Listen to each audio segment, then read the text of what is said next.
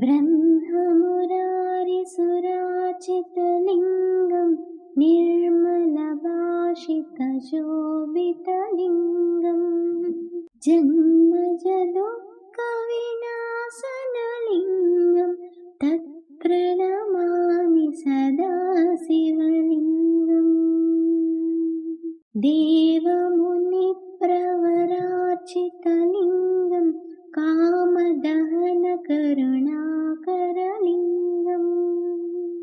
रावणदर्पविनाशनलिङ्गं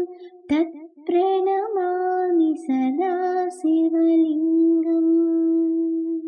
सर्वसुगन्धसुलेपितलिङ्गं बुद्धिविवर्धनकारणलिङ्गम्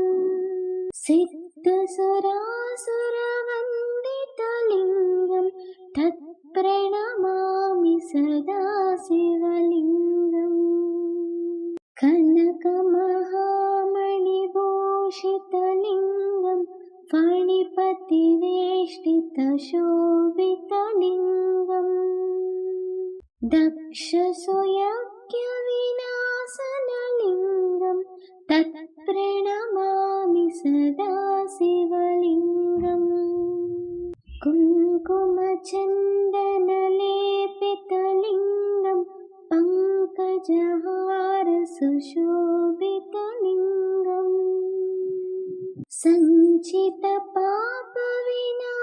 सञ्चितपापविनाशनलिङ्गं तत्प्रणमामि सदा शिवलिङ्गम् देवगणार्चितसेवितलिङ्गं भावैर्भक्तिभिरेव च लिङ्गम् दिनकरकोटिप्रभाकरलिङ्गं तत्प्रणमामि सदा शिवलिङ्गम्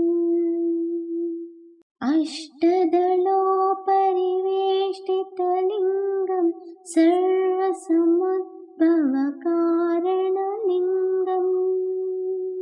अष्टदरिद्रविनाशनलिङ्गं तत्प्रणमामि सदा शिवलिङ्गम्